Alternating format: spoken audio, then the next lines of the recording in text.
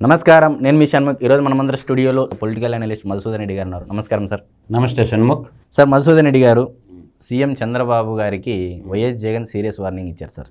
గుంటూరు జిల్లా జైల్లో ఉన్నటువంటి మాజీ ఎంపీ నందిగాం సురేష్ను పరామర్శించి వచ్చిన తర్వాత ఎల్లకాలం మీరే ఉండరు, రేపు మీ నాయకులందరికీ ఇదే గతి పడుతుంది, ఇదే జైల్లో మీ నాయకులు కూడా ఉంటారని చెప్పేసి ఒక మూడవ ప్రమాదిక హెచ్చరిక జారీ చేసిన విధంగా వార్నింగ్ ఇచ్చారు. మరి దీన్ని ఏమంటారు మీరు? దీన్ని ఇప్పుడు ఒకటి రంకు నేర్చనమ్మ బొంకు నేర్చకపోలేదంట.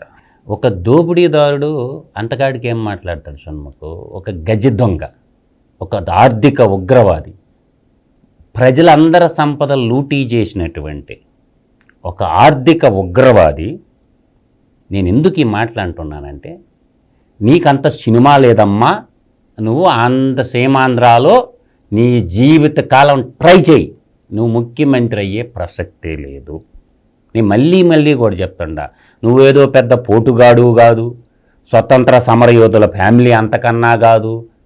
అంటే జగన్మోహన్ రెడ్డి అనుకుంటున్నాడు ముందుంది ముసళ్ళ పండగ అంటున్నావు కదా, నీ అంత తొందర ఎందుకు? ఈరోజు రాష్ట్రాన్ని అప్పుల కుప్పగా మార్చిపోయినటువంటి రాష్ట్రాన్ని సరిదిద్దాలని చూస్తున్నాడు నేటి ముఖ్యమంత్రి, కూటమి ముఖ్యమంత్రి చంద్రబాబు నాయుడు గారు. అందువల్ల ఈ పనికి మాలిన మాటలు మాట్లాడేదానికంటే నేను అడిగేదానికి జగన్మోహన్ రెడ్డి సరిగా సమాధానం చెప్పమనండి. 2004లో నీ ఆస్తుల విలువ ఎంత? 2004లో నీ ఆస్తుల విలువ ఎంత? ఆయన చూపించినటువంటి ఆస్తులు 2004లో షణ్ముఖు కేవలం 9 లక్షలు చూపించాడు. అదే 2010కి వచ్చేళ్ళకే 87 కోట్ల రూపాయలు ముందే పన్ను కట్టాడు. ఎంత? 87 కోట్ల రూపాయలు. ఎందుకు కట్టాల్సి వచ్చింది? ఈ డబ్బులు నీకు యాడ్ నుంచి వచ్చినాయి. అంటే అప్పటికే కంటోన్మెంట్ ఎమ్మెల్యే శంకర్రావు హైకోర్టుకి రాయటం వల్ల, సిబిఈడి కన్ను పట్టడం వల్ల ట్యాక్స్ ఎంత కట్టాడు? ముందస్తు ట్యాక్స్ 87 కోట్లు పెట్టాడు. ఈ విధంగా తీసుకుంటే రాష్ట్ర సంపద జగన్ యొక్క బినామీల చేతుల్లో భూములు ఎంత ఉన్నాయి తెలుసా? 94,038 ఎకరాల భూములు ఉన్నాయి జగన్మోహన్ రెడ్డి బినామీల చేతుల్లో. తర్వాత వాటి విలువ దాదాపుగా 33,935 కోట్ల రూపాయలు. పోనీ గనులు, ఈ గనులు కట్టేసినటువంటి ఈ గనుడు 181,079 ఎకరాలు గనులు కొట్టేసి ఉన్నాడు. అన్ని రకాల గనులు, అటు తెలంగాణలో కానివ్వండి, అటు సీమాంధ్ర నేల మీద కానీ, దాని విలువ తీసుకుంటే, ఆ గనులు విలువ తీసుకుంటే 16,63,400 కోట్ల రూపాయలు. దీనికి సమాధానం చెప్పరా బాబు? ఇప్పుడు జగన్మోహన్ రెడ్డి ఈ వచ్చే 15 ఏళ్లలో దాదాపుగా గనుల నుంచి వచ్చే రాబడే 16,63,000 కోట్ల రూపాయలు. ఇంత ప్రజాధనాన్ని కొల్లగొట్టినటువంటి కర్కోటకుడు, నేను ఊరకంలా జగనాసురుడని, ఈ కలికాలంలో పుట్టిన ఈ భారతదేశ ప్రజలందరి సంపదను లూటీ చేసినటువంటి వ్యక్తి ఎక్కడెక్కడ ఎంతని కూడా నేను చెప్పగలను షణ్ముఖు. కాదని చెప్పమనండి జగన్మోహన్ రెడ్డిని.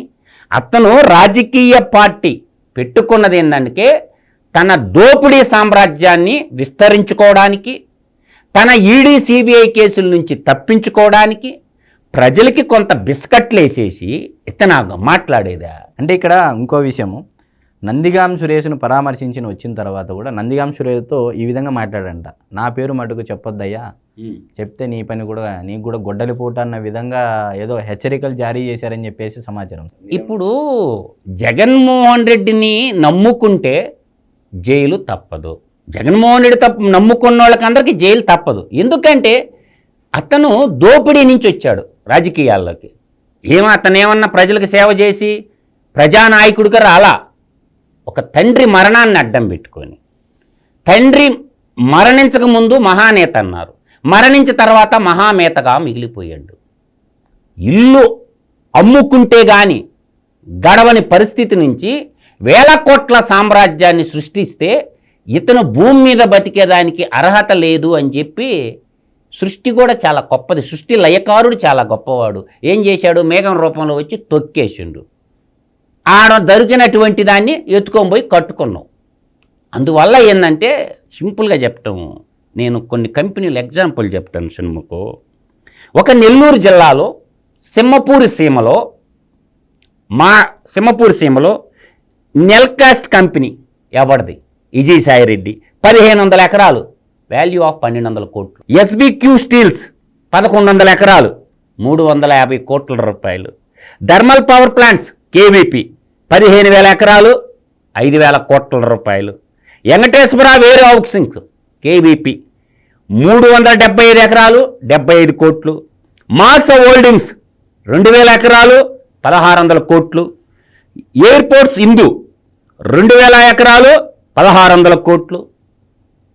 ఒక్క సింహపూర్ జిల్లాలో చెప్పా.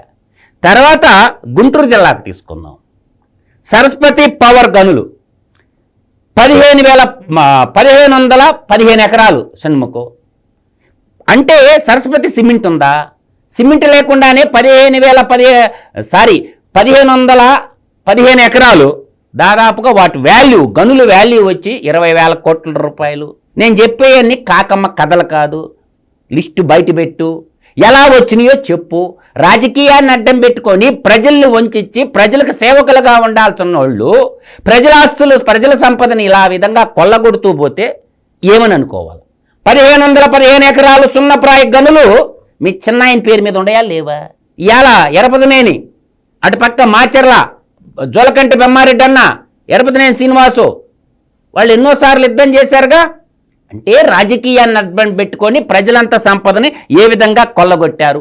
ప్రకాశం జిల్లా తీసుకొచ్చానుకో, వాన్ పిక్ నిమ్మగడ్డ ప్రసాద్ 28,000 ఎకరాలు భూములు, 8,400 కోట్ల రూపాయలు. మిడ్ వెస్ట్ గ్రానైట్ రాఘవరెడ్డి 155 ఎకరాలు, 10,000 కోట్లు. ఈ విధంగా చెప్పుకోకపోతే పశ్చిమ గోదావరి జిల్లా వైట్ ఫీల్డ్ సెడ్జు 273 ఎకరాలు, 56 కోట్లు. తర్వాత విశాఖపట్నం బాక్సైట్ రస్ ఆల్కైమా పెన్నా ప్రతాప్ రెడ్డి 10,000 ఎకరాలు, 1,00,000 కోట్లు. ఎకరాలు చూడమ్మా. ఆండ్రాక్ అనిల్ కుమారు 1,866 ఎకరాలు, 2,500 కోట్లు వర్తు. విశాఖపట్నం, విజయనగరం, శ్రీకాకుళం, ఉత్తరాంధ్ర ప్రజలు తెలుసుకోండి. Beach sand YS Sudhikar Reddy 20,592 ఎకరాలు, 8,000 కోట్లు.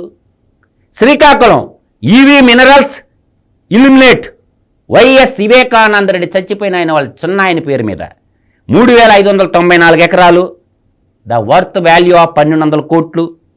కాకరాపల్లి ఈస్ట్ కోస్ట్ ఇది 3,333 ఎకరాలు, సుమారుగా 1,000 కోట్లు.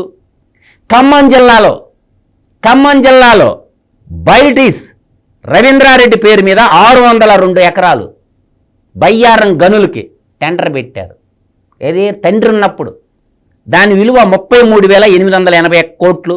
రక్షణ స్టీల్స్ ఇది ఎవరిది? శర్మిల భర్త బ్రదర్ అని చెప్పి ముసుగులోని ఒక మత ప్రచారకుడు రక్షణ స్టీల్స్ అని ఒక కంపెనీ పెట్టి అనిల్ కుమార్ 1,40,024 ఎకరాలు, దాదాపుగా దాని వాల్యూ అంతు లేదు.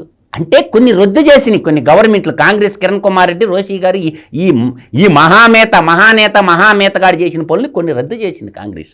ఇంకా కడప బ్రహ్మణి స్టీల్స్ జగన్మోహన్ రెడ్డి పెద్దన్న గాలి జనార్దన్ రెడ్డి 14,000 ఎకరాలు. కడప కింగ్, పులివెందల పోటుగాడు, పులివెందల పులిరాజు అనేది. అందుకే నేను 14,000 ఎకరాలు బ్రహ్మణి స్టీలు. ఈ గాలి పార్టీ, గాలి బ్యాచ్ మొత్తం కడప జిల్లాకు సున్నం పెట్టింది. తర్వాత భారతీయ సిమెంట్ సున్నప్రాయి గనులు 2,038 ఎకరాలు. తండ్రి అధికారాన్ని అడ్డం పెట్టుకొని 2,038 ఎకరాల సున్నపు గనులు ఏ విధంగా కేటాయించుకున్నాం? దాని విలువ 6,000 కోట్ల రూపాయలు. పేదలకేమో సెంటు భూములు. ఇంకా చూడు, మంగంపేట బైరిటీస్ దుష్యంత్ రెడ్డి 400 ఎకరాలు, 600 కోట్లు. చిత్తూరు శ్రీ సిటీ సెజ్జు రవి సన్నారెడ్డి ఎవరిచ్చారు సెజ్జ 3,798 ఎకరాలు, ఇంచుమించుగా 1,500 కోట్ల రూపాయలు. ఇంకా పెన్నా సిమెంటు సున్నపు గదులు ప్రతాప్ రెడ్డి 822 ఎకరాలు, 3,600 కోట్లు. తాన్లా సొల్యూషన్ 250 ఎకరాలు, 500 కోట్లు. ఇందు స్టార్ గేజీ బ్రహ్మణి సెజ్జులు 750 ఎకరాలు, దాదాపుగా 1,500 కోట్లు. తర్వాత నాదర్బుల్ పొట్లూరు ప్రసాద్ 590 ఎకరాలు. ఇప్పుడు పొట్లూరు వాళ్ళ అమ్మాయినే కదా శర్మిలాదేవి గారి పుత్రరత్నాన్ని చేసుకున్నదే. 1800 కోట్ల రూపాయలు. కర్నూలుకి వద్దాం. పెన్నా సిమెంట్స్ సున్నపు గదులు ప్రతాపరెడ్డి 800 ఎకరాలు 3000 కోట్లు. అనంతపురం జిల్లాకు వద్దాం. ఓఎంసీ ఏఎంసీ మళ్ళీ జగన్మోహన్ రెడ్డి పెద్దన్న 329 ఎకరాలు దాదాపుగా 10,000 కోట్లు. లేపాక్షి నాలాజీ అప్పు హిందూ శ్యాంప్రసాద్ రెడ్డి 8,844 ఎకరాలు 1000 కోట్లు. ఇవన్నీ చేసింది నువ్వు కదా, నీ తండ్రిని అడ్డం పెట్టుకొని దోచిన సంపదలు కదా నేను చెప్పినవన్నీ. ఇంకా చాంతానంత చెప్పుకుంటా పోతే చాట భారతం అంటుంది జగన్మోహన్ రెడ్డి యొక్క దోపిడీ. ఒక దోపిడీదారు తన యొక్క డబ్బు మదంతో చేస్తున్నటువంటి అరాచకత్వం.